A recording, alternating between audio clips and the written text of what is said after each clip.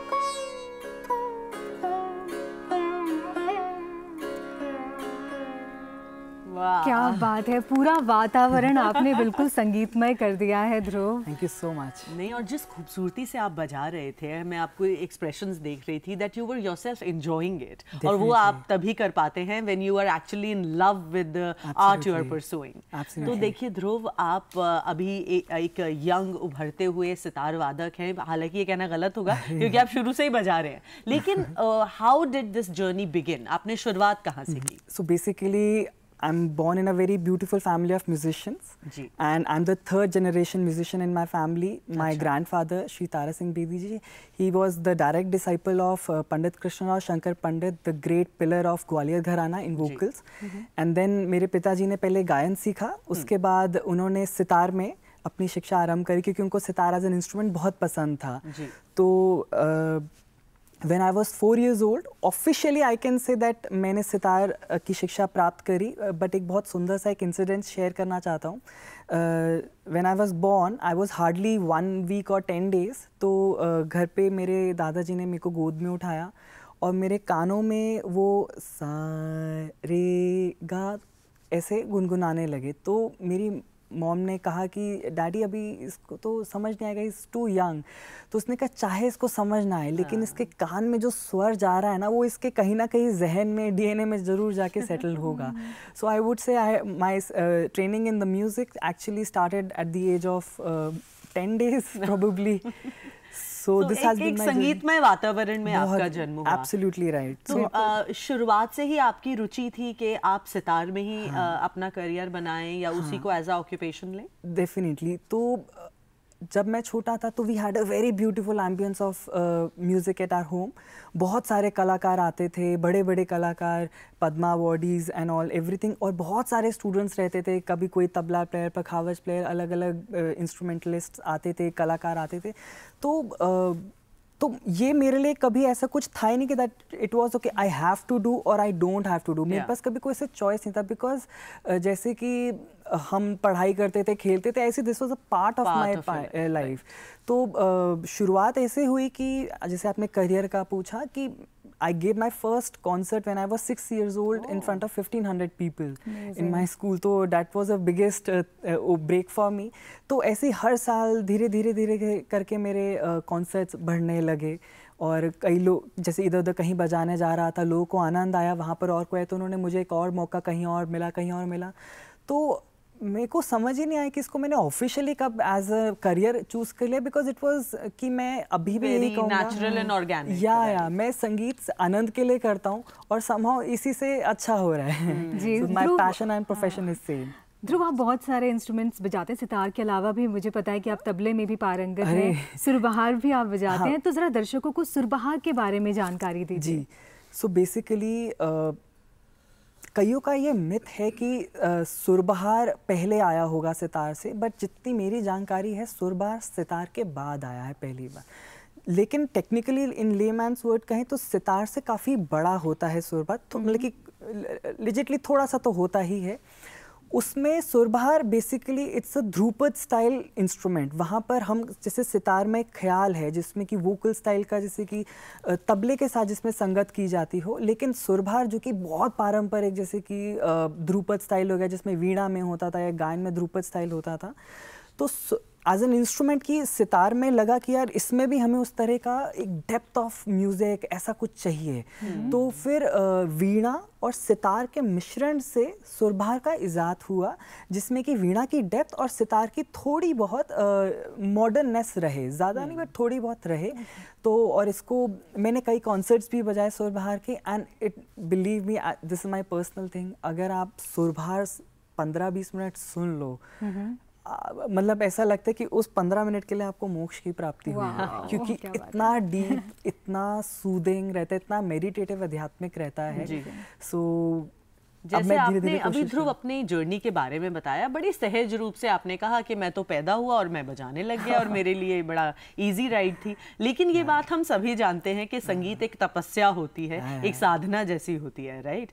आप किस भी माहौल में ढलें, लेकिन उसमें कितना आप रियाज कर रहे हैं, कितनी मेहनत कर रहे हैं, वो ही डिसाइड करता है कि आगे जाके आप कैसे कलाकार बनते हैं। तो रियाज का क्या अहमियत है आपको लगता है एक म्यूजिशियन की लाइफ में? आई वुड से कि रियाज की तो सबसे ज़्यादा रियाज ही है, और मैं इस चीज़ का क्रेडिट अपने पिताजी को देना चाहूँगा कि जैसे दंगल मूवी थी ना, आई एम नॉट किडिंग, कि लिटरली मेरी ऐसे ही ट्रेनिंग हुई थी।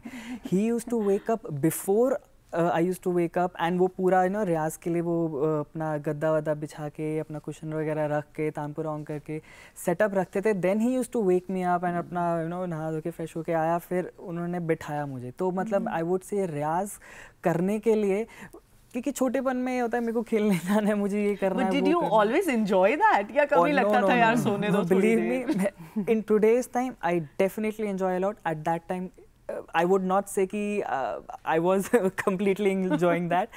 I was initially forced to it, but I'm thankful he did that. Right. Because it has paid me in today's time. तो कभी-कभी नहीं मन होता था। अच्छा, कभी-कभी ये भी होता था कि जैसे हम एक राग चल रहे हैं, उसको 1 महीना हो गया, 2 महीना हो गया, वो देखा कि चलो ठीक है मैं रियाज कर रहा हूँ, कुछ और करते हैं ना। ही वाज लाइक नहीं, अभी इसको और पक्का करूँ। तो ये चीज़ भी मेरे लिए चैलेंजिंग होती थी, बट आज समझ आता है कि थैंक गॉड उन्होंने इतना स्ट्रिक्ट और ऐसा रखा, एक मुझे टारगेट्स एम दिए, तो that has really helped me and paid me. You know, आजकल सोशल मीडिया में लोग चाहते हैं कि 4 रील देख के हमें सितार सीखना आ जाए, लेकिन ध्रुव आप शायद ऐसे एग्जाम्पल हैं कि कितनी कड़ी मेहनत और लगन जाती है कोई भी वाद्य सीखने में। जी बिल्कुल। और ध्रुव, आपने अपने पिताजी के बारे में बताया, तो वो आपके पहले गुरु रहे, लेकिन आपके दूसरे भी गुरु रहे हैं, और आप एक गुरु शिष्य परंपरा का हिस्सा रहे हैं। तो जरा बताइए गुरु का क्या रोल रहा? बैक इन 2002 मैं गंधर्व महाविद्यालय में पंडित बुधादित्य मुखर्जी आए। He is a Padma Bhushan artist. तो मेरे पिताजी ने बहुत कोशिशों से और बहुत रिक्वेस्ट से गुरुजी को तब बोला कि पंडित जी प्लीज़ आप आइए, हम विद्यालय में स्टूडेंट्स हैं कई सारे, हम चाहते हैं कि आप भी उनको थोड़ा सा अगर सिखा पाएँ। तो गुरुजी ने ऐसे गोल्डन शब्द बोले ना, जो literally my father was like कि यही तो चाहिए। उन्होंने कहा कि बेदी जी मेरे को तो सिखाना आता नहीं है, मेरे को तो डांटना आता है। माय फादर सेड यही तो चाहिए, यही तो चाहिए, क्योंकि कोई इतनी डेडिकेशन से बताए। So my first training was in back in 2002। तब मैं एज अ वर्कशॉप में एज अ पार्टिसिपेंट गया, I was just 12 years old। तो फिर 2009 में मैंने उनको तक रोज़ सुना, मतलब घर पे कैसेट्स पे, सीडीज़ पे उनकी रिकॉर्डिंग्स को, वीडियोस वगैरह में सब सुना, उनको निकालने लगा। एंड फिर मैंने उनको बहुत डरते डरते एक वीडियो भेजी, एक ईमेल भेजी, एंड पापा ने भी बात करी, लाइक 2-3 साल ऐसे बात चली। So finally he accepted me as his student in December 24th, 2009।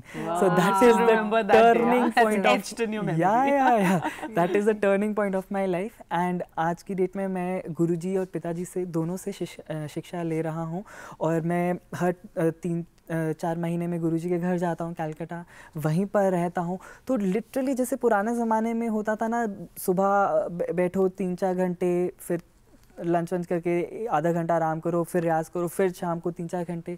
तो आज भी यही वो मुझे गुरु शिष्य परंपरा से सिखा रहे हैं। क्या बात, I am so lucky that आज भी मुझे ऐसा मिल रहा है। तो आप जी पूछिए। तो मुझे ये पता है कि आप सीखते भी हैं और आप सिखाते भी हैं। तो सिखाने का कैसा अनुभव रहता है आपका? सो बेसिकली बैक इन 2003 मैं कोरिया गया था as an Asian music conference. तो वहाँ पर ऑर्गेनाइज़र ने पहले ही हमें एक रिक्वेस्ट करा था कि वहाँ पर जो कई स्टूडेंट्स हैं, they want to learn about Indian music and specifically sitar. They had arrange like 5-6 sitars over there.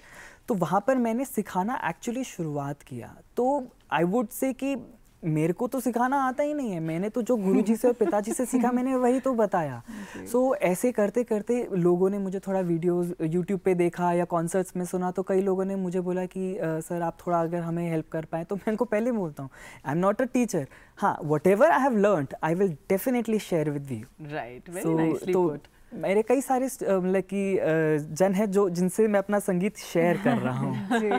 देखिए आजकल बहुत सारे बच्चे हैं, युवा हैं जो आपको सुनते हैं, उनको लगता है हमें भी ध्रुव भैया जैसा बनना है। लेकिन प्रॉब्लली पेरेंट्स को हमेशा ये रहता है कि म्यूजिक को एज अ करियर हम आगे ये बढ़ पाएंगे या नहीं बढ़ पाएंगे, क्या ये सिर्फ हॉबी बन के रह जाएगा।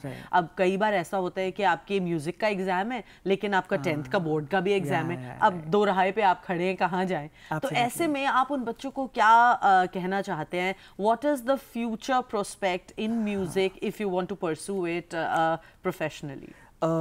ठीक है, इसमें पहली बात तो ये है कि जैसे आपने कहा कि अगर उनका पढ़ाई का एग्ज़ाम है अभी और म्यूज़िक का भी उनको रियाज करना या परफॉर्मेंस करना, आई वुड से कि अभी आप थोड़ा पढ़ाई में कंसंट्रेट करिए, क्योंकि ये 12th तक या ग्रेजुएशन तक आप अपनी डिग्री को करिए, क्योंकि ये संगीत तो ये तो एक कला है, ये एक फाइन आर्ट्स है, ये तो आजीवन हमें रियाज करना ही करना है। अगर आप 70 ईयर्स में हो जाएंगे तभी भी you have to practice, you have to create, तब तो खैर नेचुरली रहता है।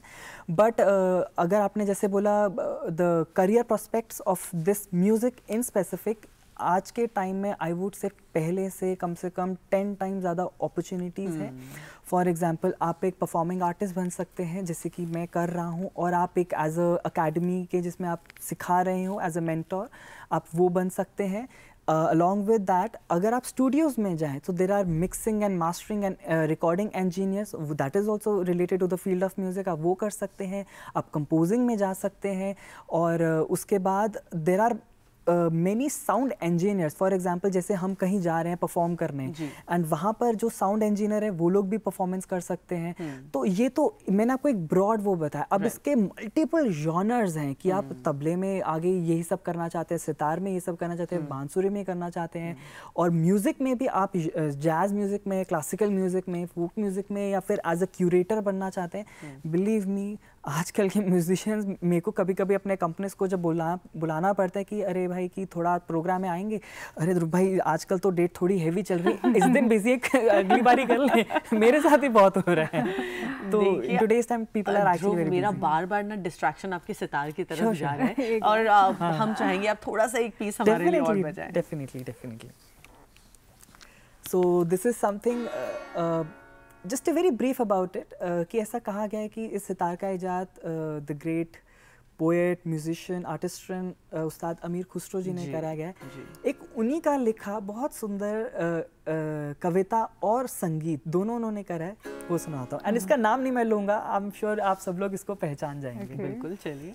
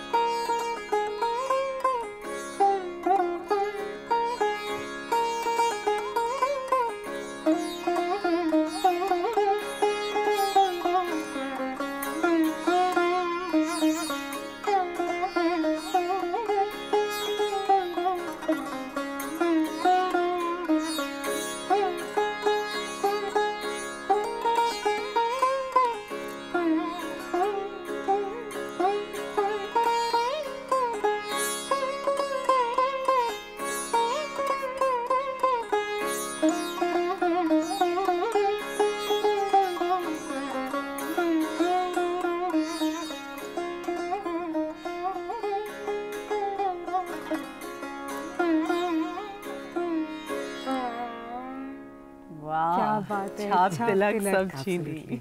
क्या बात है। चलिए, अमीर खुसरो साहब को भी हमने श्रद्धांजलि दी इस रूप में। अब गुफ्तगू को आगे बढ़ाएंगे ध्रुव। तो आपसे ये जानना चाहेंगे, देखिए आजकल बच्चों का रुझान जो है ज़्यादातर किसी से पूछेंगे कि क्या बजाना चाहते हो, कोई सितार, बहुत कम बच्चे बोलेंगे, लोग कहेंगे हमें गिटार बजाना है, हमें ड्रम्स बजाना है। तो थोड़ा वेस्टर्न इन्फ्लुएंस जो आजकल बच्चों में हो गया है, लेकिन सितार को एज अ कंटेम्प्रेरी इंस्ट्रूमेंट आप कैसे देखते हैं? आज की डेट में मैं सितार की तो definitely yes, in total I would से इंडियन क्लासिकल म्यूजिक को हम एक कंटेम्प्रेरी वे में लेके जा रहे हैं, that is called Indian fusion. And आजकल बहुत चल रहा है। इनफैक्ट मेरे भी बहुत सारे कॉन्सर्ट्स हुए हैं जिनमें मैंने फ्यूजन म्यूजिक बजाया है। और and you know, in today's time, I would say the Coke Studio has really played a very good role in introducing, in I would say, spreading Indian classical and folk music amongst youth and in general public, in masses. And a lot of independent artists are also yeah, absolutely, absolutely. But मेरा ना ये शायद कई लोग थोड़ा ऐसे बोलेंगे, कई बुजुर्ग लोग कि इस बात पे शायद I don't know how would they react, but मेरा ये मानना है कि हमें समय के अनुसार चलना चाहिए। हमें जैसे अगर, क्योंकि पहले के टाइम पर सिर्फ ध्रुपद चलता था, उसके बाद इसको कहते हैं पक्का संगीत कहते थे उस जमाने में लोग। फिर उसके बाद जब पर्शियन लोग आए तो तब सूफी आया, तब फोक और भजन से, तब ये पहले सिर्फ महाराजाओं के दरबारों में और मंदिरों में सिर्फ भक्ति के लिए बजाया गाया जाता था संगीत। उसके बाद लेकिन इसको जनरल ऑडियंस के लिए लेकर आया, लेकिन तब फॉर जनरल ऑडियंस हमें इसको थोड़ा सा माइल्ड करना पड़ा। तब इजाद हुआ ख्याल गायकी का, जो कि हम आजकल सबसे ज़्यादा फेमस है, जो कि 99% लोग करते हैं। जैसे Pandit Bhimsen Joshi ji, he was a ख्याल गायक। पंडित जसराज जी, ही वॉज अ ख्याल गायक। तो हम भी जैसे ख्याल में ही हम अपना सितार वादन करते हैं। तो जैसे उस टाइम पर ध्रुपद वाले लोग ख्याल गायकी से इतने शायद खुश ना थे, सिमिलरली आज ख्याल गायकी वाले लोग फ्यूजन से शायद उतने ज़्यादा खुश ना हो। लेकिन क्या है कि आज के समय के अनुसार हमें अपने आप को समय के थोड़ा थोड़ा लेना चाहिए। आई वुड से कि इन टुडेज टाइम मेरा अगर आप दिल पूछो तो it is definitely only traditional classical music. मैं घर पे केवल वही रियाज करता हूँ, अपने खुशी के लिए वही रियाज करता हूँ। बट हाँ, कई बारी कई जो कॉन्सर्ट्स के जब आमंत्रण आते हैं कि आपको थोड़ा फ्यूजन हमें चाहिए थोड़ा, okay definitely, why not, we'll do for you. I think Dhruv, आपका दिल बिल्कुल सही जगह पे है, क्योंकि आपके दिल को मोहब्बत है हिंदुस्तानी क्लासिकल संगीत से। आप यहाँ आए, हमारे साथ इतनी सारी बातें की, सब कुछ साझा किया, अपना एक्सपीरियंस, बहुत बहुत धन्यवाद। Thank you so much. Thank you so much.